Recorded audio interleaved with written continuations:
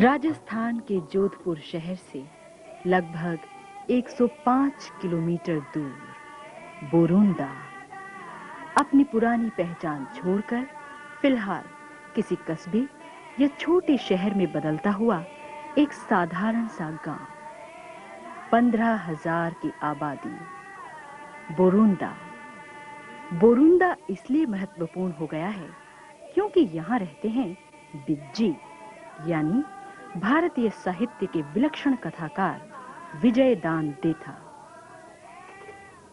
साहब है जो सियान है एन बेने खोला में लेवनु ज्ञान है एन फते धक्को देवनु बेने ध्यान है जो को बे तो देवे बकाई।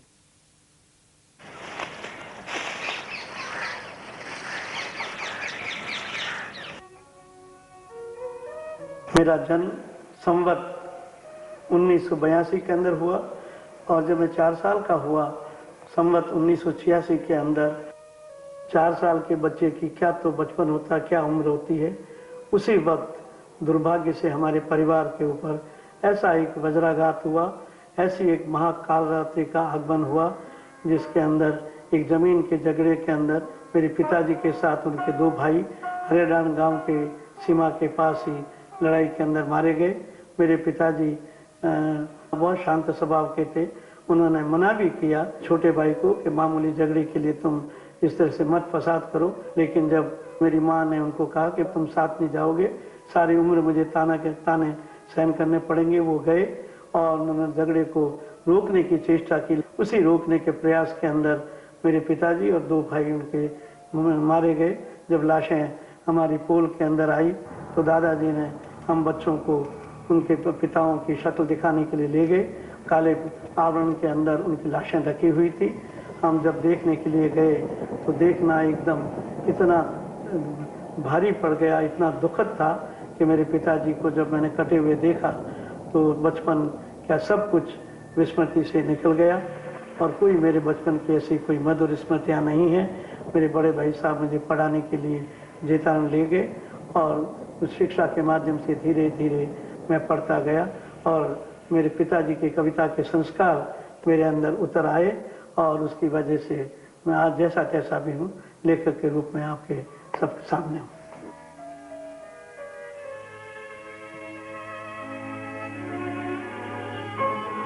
यह त्रासदी घटी थी 1930 में। तब बिज्जी 4 वर्ष के थे। तब से अब तक लगभग 70 वर्ष बीत चुके हैं। पुराना घर, सीढ़ियां, छत, कमरे और आंगन, वह जगह जहां उनका जन्म हुआ, बचपन गुजरा, अब यहाँ कोई और परिवार रहता है। गांव की गलियां, स्मृतियां अब भी उन्हें अपनी ओर खींचती हैं। बहुत कुछ बदल गया। आज का बोरुंदा एक अलग, एक नया बोरुंदा है। आज भी कभी कभी बिज्जी अतीत के उस गलियारे में भविष्य की कोई रोशनी पाने के लिए लौटते हैं, लेकिन यह लौटना उनकी अगली असंख्य यात्राओं के पहले का एक उपराम भर है।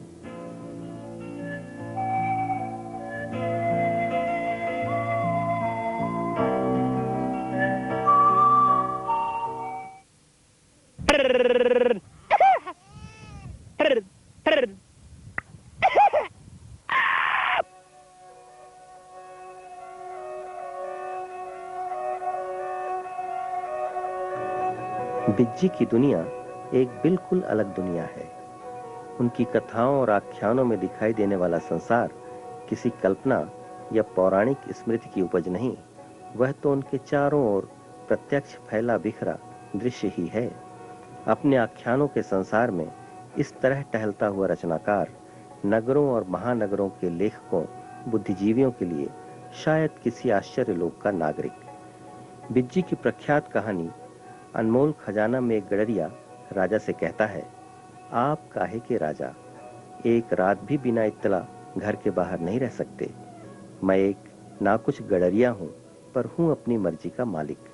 जहाँ मन किया सो लिया, घर गया तो गया, न गया तो कोई बात नहीं। समूची कुदरत ही मेरा घर है। फिर एक दड़बे में सर क्यों घुसाऊं? ये झरने, ये दरख्त, ये पहाड़ियाँ, ये हवा, ये आकाश, ये सूरज और ये पंछी मुझे पग पग पर न्योता देते हैं, ठौर ठौर ठहरने की मनुहार करते हैं। फिर एक खोह में, जिसे आप घर कहते हैं, मैं अपनी जिंदगी क्यों बिताऊं? आप विश्वास नहीं करेंगे, मैं एक एक तारे को पहचानता हूँ, एक एक वनपाती को जानता हूँ। माटी के कण कण की मुझे जानकारी है, पंछियों की बोलियों का मुझे ज्ञान है, जानवरों के स्वभाव की परख है। चांदनी और अंधेरे का रेशा रेशा पहचानता हूँ। बादल, बिजली, हवा, पानी की कोई हरकत मुझसे छिपी नहीं। जो कुदरत को पहचानता है वही उसका आनंद उठा सकता है। इसके सिवा आदमी को और क्या चाहिए?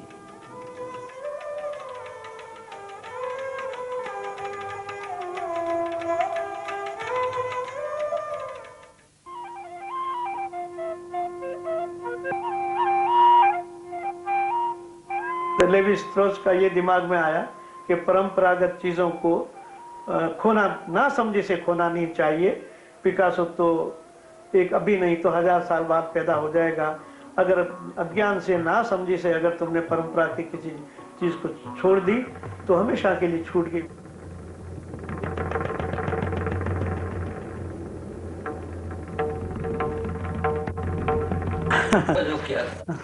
क्या जब बचपन के अंदर शरद बाबू को पढ़ते थे तो इतने आंसू रोना होता था तो पानी की झाड़ी साथ में रखनी पड़ती थी, रुमाल रखना पड़ता था।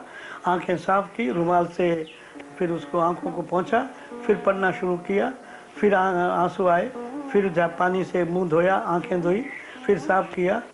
सन 58 तक मैंने कहने को एमए पास किया, लेकिन उस पढ़ाई को भूलने के बाद ही कुछ नया अर्जित किया जा सकता है, उसको भूलने की कोशिश की। मैंने विक्टर ह्यूगो को सबसे पहली बार पढ़ा। द मिजरेबल और लाफिंग मैन, ये सब जबरदस्त। जैसे शब्दों के अंदर विस्फोट, तोप और अणुशक्ति क्या होती है, वह अंग्रेजी के अनुवाद के अंदर भी वो उसके अंदर मौजूद था और उससे बहुत कुछ सीखने को मिला। और मेरे जो पहले गुरु हैं शरद चंद्र, दूसरे गुरु हैं एंटन चेखव और तीसरे रविन्द्रनाथ ठाकुर। रविन्द्रनाथ ठाकुर को समझने के लिए मर्मज्ञता बहुत ऊंचे दर्जे की चाहिए। लोग मुझसे पूछते हैं कि तुमने कहते गुरुओं का नाम लेते हो लेकिन उसमें तुम्हारा कहीं सामंजस्य नहीं है। तो मैं कहता हूँ भी मैं जिंदा हूँ, मुझे पूछ लो कि शरद बाबू से मैंने क्या सीखा। शरद बाबू जो संवाद की जो शैली और जो ताकत है वो मैंने शरद बाबू से ग्रहण की, लेकिन उनकी छपी हुई पुस्तकों से नहीं। वो पुस्तकों तक वो यात्रा कौन सी है जो उस प्रकाशित कृति तक वो पहुँचे हैं, मैं उसकी खोज करना चाहता हूँ और उसी के रास्ते पर, उन्हीं के पद चिन्हों पर चलना चाहता हूँ कि वो इस चीज़ को कैसे उन्होंने प्राप्त किया, कैसे ग्रहण किया। मेरी चेष्टा ये रहती है। तो शरद बाबू से मैंने संवाद लिखना सीखा। चेखव से मैंने ये सीखा कि ज़िंदगी की छोटी छोटी घटनाएं, उनको देखने की कोशिश करो। चांद और सूरज और पहाड़ पर नज़र रखने की जरूरत नहीं, पाँव के नीचे तुम्हारे आसपास जो छोटी छोटी नगण्य चीज़ें हैं उन पर भी कितना सुंदर कथानक और कैसी सुंदर कहानी लिखी जा सकती है, ये मैंने चेखव से सीखा। मेरे खोजे खोजेगा तो 3 लोग को सोजेगा और मेरे गाए गाएगा तो खत्ता गणेरा खाएगा, बहुत धक्के खाएगा। इस दोहे, कबीर के इस दोहे से मैंने चाहे कार्ल मार्क्स को पढ़ा हो, चाहे दोस्तोयेवस्की को पढ़ा हो, चाहे मैंने मोपासा को पढ़ा हो, चाहे स्टीफन ज़्वाइग को पढ़ा हो, उनका प्रकाशित चीज़ों से अनुकरण नहीं करता। उस खोज, उसके पद चिन्ह, वहाँ से किसी मंजिल तक वो कैसे पहुँचे, मैं उसकी खोज करना चाहता हूँ। उदाहरण के लिए रविन्द्रनाथ ठाकुर है, दृष्टांत, एनोलॉजी, वो कैसे मतलब एनोलॉजी के द्वारा अपनी कहानी कथानक प्रस्फुटित करते हैं, वो मैंने रविन्द्रनाथ ठाकुर से सीखा।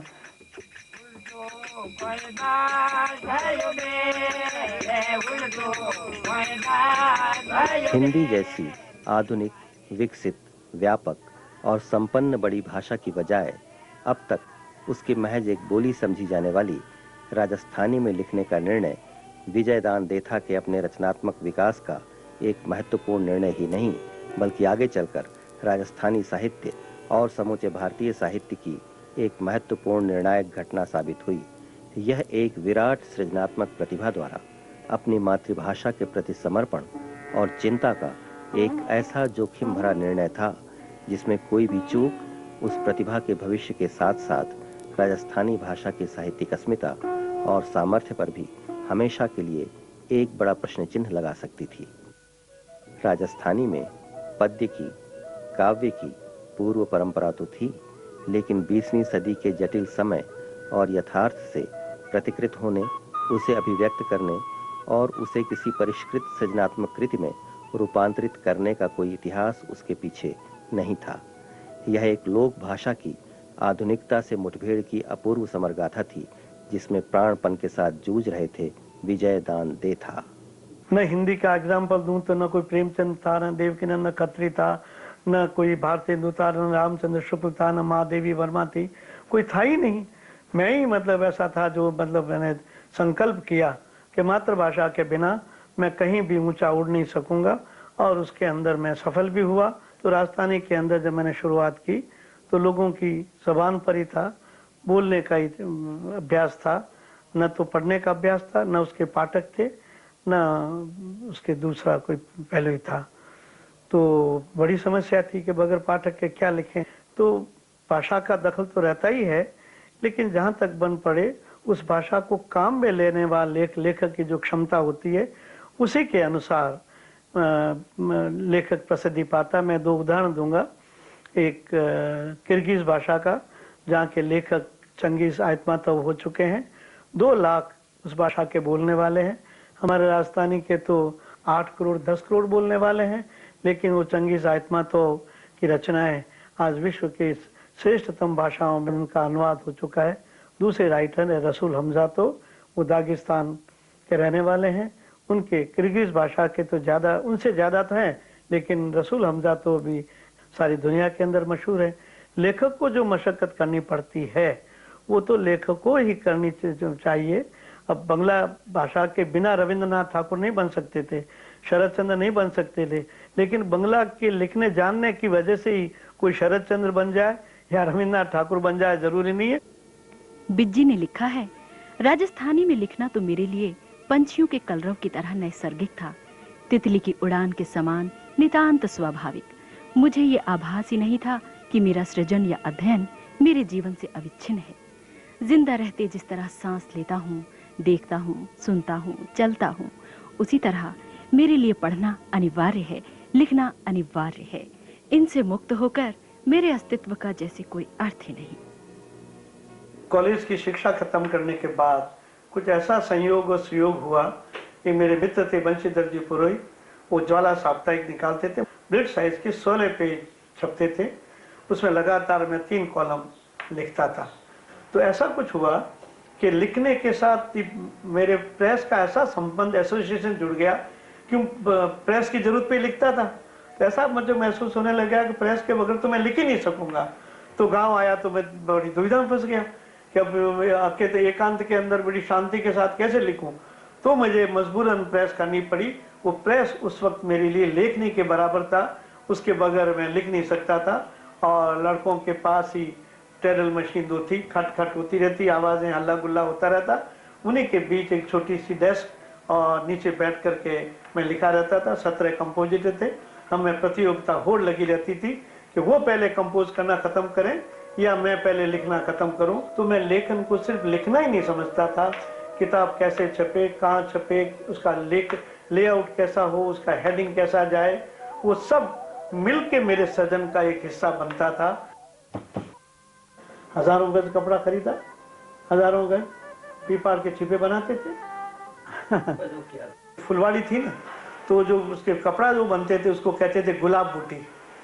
तो वही मतलब गुलाब के फूल उस पे थे, तो सारी फुलवाड़ी के ऊपर पीपार से कपड़ा लाता और उसी गुलाब बूटी को ही उसके ऊपर लगवा के। बिज्जी की कहानियों का हिंदी में अनुवाद किया कैलाश कबीर ने। उनकी लोकप्रियता और ख्याति प्रांतीयता की सीमाओं को लांघकर अन्य भाषाओं तक फैल गई। साहित्य ही नहीं, अन्य माध्यमों और विधाओं के लोगों ने उनके महत्व को पहचाना। तो आया था वो मणिकौल, उसकी हाइट कुछ लंबी थी, घुसते ही दरवाजे की चौखट से उसके सिर में टक्कर लगी और पूछा, विजयदान कौन है? बिज्जी। बिज्जी कौन है? मैंने कहा मैं ही हूँ, मेरा नाम मणिकौल है, अनिल बोरिया ने मुझे भेजा है कि मैं तीडारा ऊपर फिल्म बनाऊं। तो मैंने कहा अगर करना है तो दुविधा तीडाराम तो बहुत पीछे रह गया। उसके बाद 9 भाग मैं और आगे लिख चुका हूँ। तो दुविधा पर बनाओ, तो दुविधा पढ़ते ही उसे लगा कि इस पर फिल्म बनानी चाहिए, तो इसने फिल्म बनाई।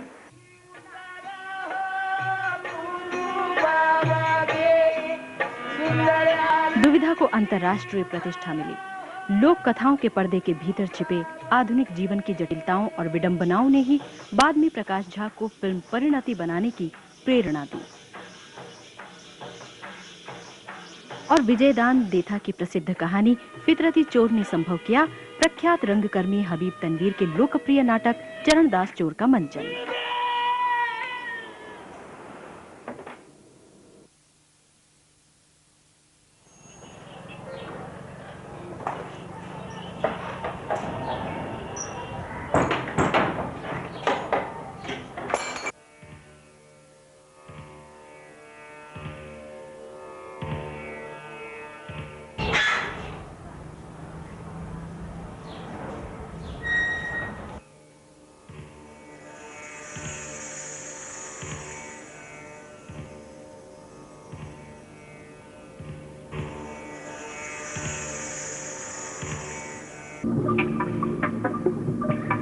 विजयदान देथा ने आख्यानों की खोज के लिए अब तक के जाने पहचाने राजमार्गों को छोड़कर अपने लिए एक चुनौती भरी बीहड़, दुर्गम और लगभग अबूझ अनजानी पगडंडी का चुनाव किया।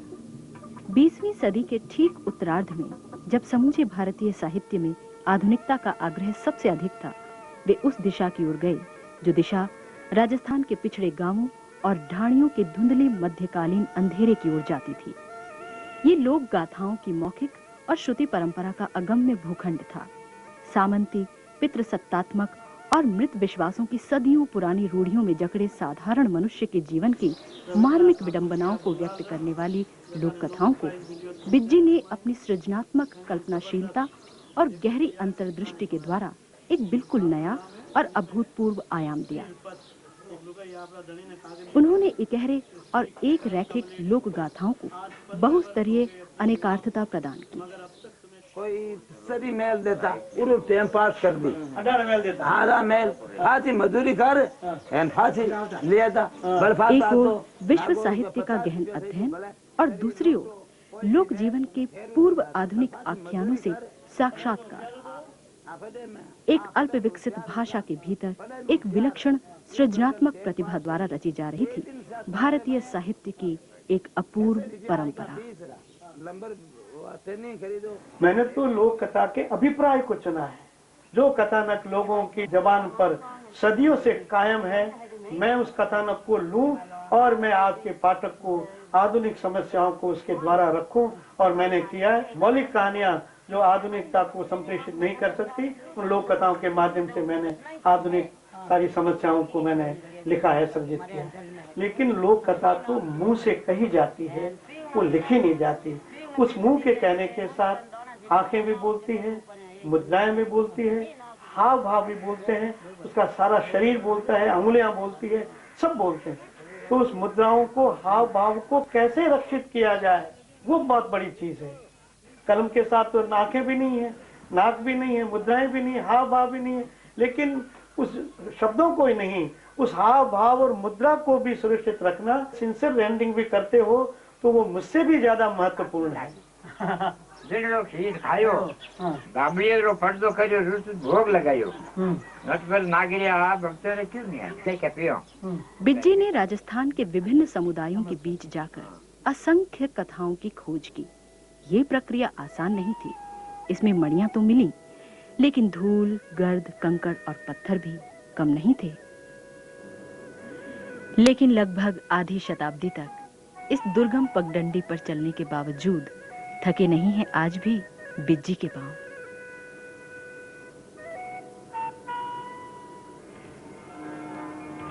ठीक इसी पल जब हम यहाँ हैं, हमारे समय के भारतीय साहित्य का ये अपूर्व कथाकार निकल गया होगा अपनी किसी नए आख्यान की खोज में।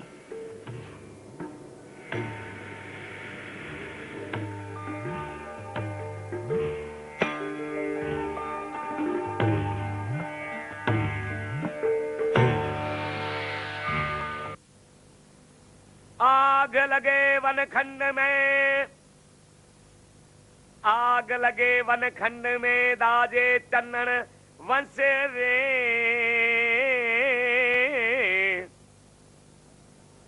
हम दाजे पंख बिना रे, तुम क्यों दाजो अंशे।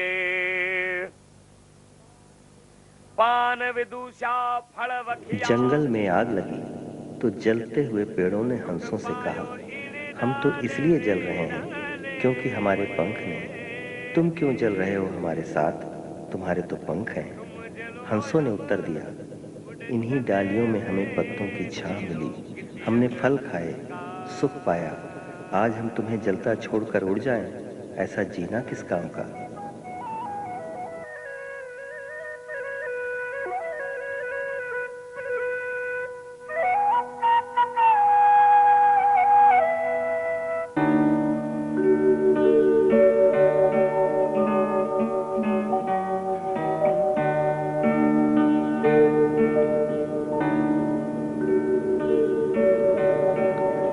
बिल्कुल सहज और सरल है बिज्जी की दिनचर्या। उनके व्यक्तित्व में प्रकृति जैसी स्वाभाविकता, बच्चों जैसी निश्चलता और किसी पहाड़ी नदी के जल जैसी पारदर्शिता है। उनसे मिलकर लगता है जैसे आपको किसी छायादार बादल ने चारों ओर से घेर लिया हो। लेकिन बिज्जी जब बोलते हैं तो लगता है जैसे समूचा साहित्य बोल रहा हो। टॉलस्टॉय उजाले के लेखक हैं। जो कुछ भी सामने दिखता है उसका वो वर्णन बड़ी खूबी के साथ और कहानी कला की श्रेष्ठता के साथ करते हैं। लेकिन दोस्तोयेवस्की अंधेरे का लेखक है, रहस्य का लेखक है। और ऐसा मुझे लगता है कि दोस्तोयेवस्की ने टॉलस्टॉय की आलोचना नहीं की, लेकिन अपनी रचनाओं के द्वारा वो दिखाना चाहता था अनजाने कि मतलब साहित्य और फिक्शन की कला ये होती है। उसने अंधकार के अंदर उजाला पैदा किया। मैं दोस्तोयेवस्की को टॉलस्टॉय से बहुत बड़ा राइटर समझता हूँ। मैक्सिम गोर्की भी किसी से कम नहीं है। जिस तरीके का माँ का उसने कैरेक्टर दिया है, आज भी वो उपन्यास प्रासंगिक है, वो आउट ऑफ डेट नहीं हुआ, उसकी इतनी ताकत है। हॉवर्ड फास्ट ऐतिहासिक कथानक क्या होता है और उसके प्रति निष्ठा और ईमानदारी क्या होती है, वो हार्वर्ड फास्ट से ही सीखने को मिली। प्रतिबद्ध राइटर भी इतनी कलात्मक ऊंचाइयां प्राप्त कर सकता है जो फॉर्मलिस्ट होते हैं, रूपवादी, उनसे भी ऊंची कला की श्रेष्ठता उपन्यास के अंदर हार्वर्ड फास्ट ने डील की है। मिलन कुंडेरा उस पहली किताब जो किताब पढ़ी, उसके फेयरवेल पार्टी पढ़ी, इमॉर्टलिटी पढ़ी, ऐसा लगता है उसके पढ़ने के लिए कुछ हीरे मोती बीनने पड़ते हैं, तो बहुत कीचड़ रौंदना पड़ता है। कीचड़ को रौंदने के बाद कोई एक मोती और हीरा हाथ लगता है। लेकिन काफका जब भी मैंने पढ़ा उस वक्त भी मुझे अपील नहीं किया। उस वक्त में मैंने सोचा था कि इसका हिंदी का अनुवाद जिस दिन आएगा उसकी श्रेष्ठता इस अंग्रेजी भाषा के साथ बहुत कुछ समाप्त हो जाएगी। और वही हुआ जब कायंतर नाम से मेटामॉर्फोसिस की किताब का कहानी का अनुवाद हुआ और एकदम गुब्बारे की हवा निकलने के बाद जिस तरह से वो छोटा सा फुग्गा रह जाता है, उसी प्रकार हिंदी में अनुदित होने के बाद काफका की सारी श्रेष्ठताएं समाप्त हो गई। लेकिन हिंदुस्तान का लेखक अंग्रेजी के अंदर लिखे, ये बात मेरी समझ में, हो सकता है मेरा पूर्वाग्रह हो, मेरी समझ में आती नहीं है। यहाँ की धरती को, यहाँ के आकाश को, यहाँ के सपनों को और यहाँ के फूलों को, यहाँ की वनस्पति को अंग्रेजी के माध्यम से नहीं उजागर किया जा सकता। ऐसी मेरी गलत सही कोई भी धारणा है।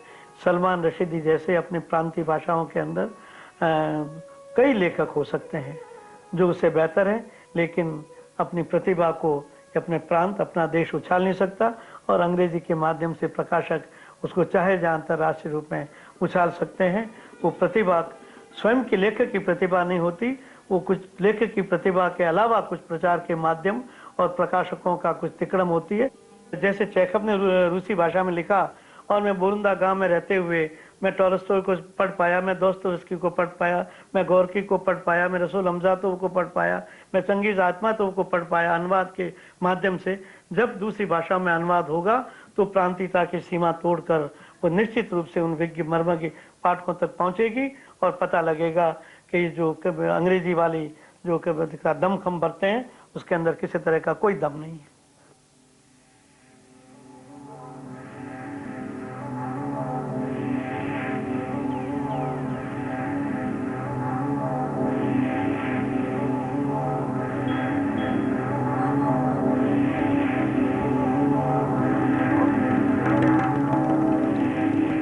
विजय दान देथा की कथाओं का संसार कविता की तरह सम्मोहक, ऐन्द्रिक और रहस्यपूर्ण है।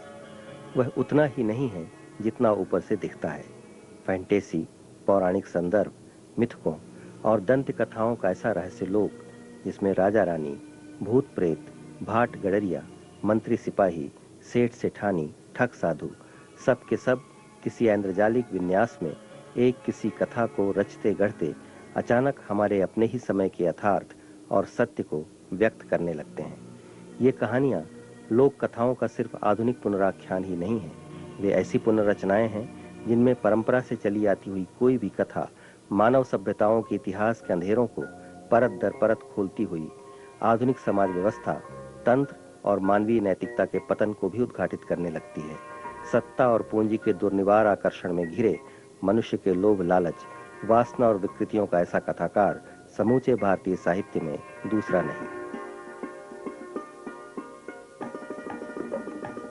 जाओ, दफा हो जाओ, कोई भिक्षा विक्षा नहीं। बड़े आए, मेरे रहते मना करने वाली नवाबजादी कहीं की।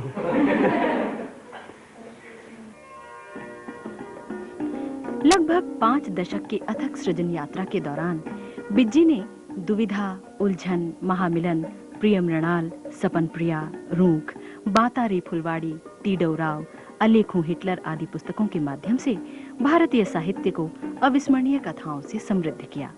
अनमोल खजाना, दुविधा, असमान जोगी, उलझन, नाहरगढ़, केंचुली, रिजक की मर्यादा, मूंजी सूरमा, न्यारी न्यारी मर्यादा, फितरती चोर जैसी अविस्मरणीय कथाएं बिज्जी की रचनाओं को क्लासिक का दर्जा देती हैं। मनुष्य की नियति और उसके भीतरी और बाहरी संसार को आर पार देखती हुई ये कहानियां अपनी सार्वभौमिक प्रासंगिकता सिद्ध करती हैं। ये कहानियां बीज जितनी पुरानी और फल जितनी नई हैं, समंदर जितनी पुरानी और बादलों जितनी नई हैं, डूबते सूरज जितनी पुरानी और उगते सूरज जितनी नई हैं। इस सृजन साधना को व्यापक स्वीकृति और सम्मान मिला। उन्होंने देश विदेश की कई यात्राएं की और उन्हें कई सम्मान मिले, जिसमें महत्वपूर्ण था 1974 में पहली बार राजस्थानी भाषा के साहित्य को दिया गया साहित्य अकादमी पुरस्कार।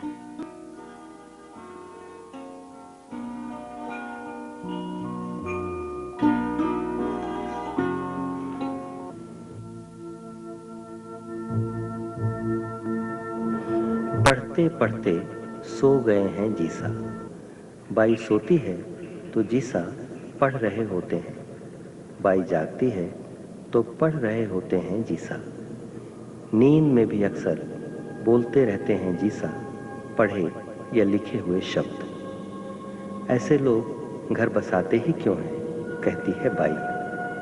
पढ़ते पढ़ते सो गए हैं जीसा, शब्द जोड़ते हैं जीसा को ब्रह्मांड से, शब्द काटते हैं जीसा को खुद से, दुनिया से। शब्द शक्ति हैं, शब्द सीमा है, शब्द घेरे हैं जीसा को जैसे धरती को वायुमंडल।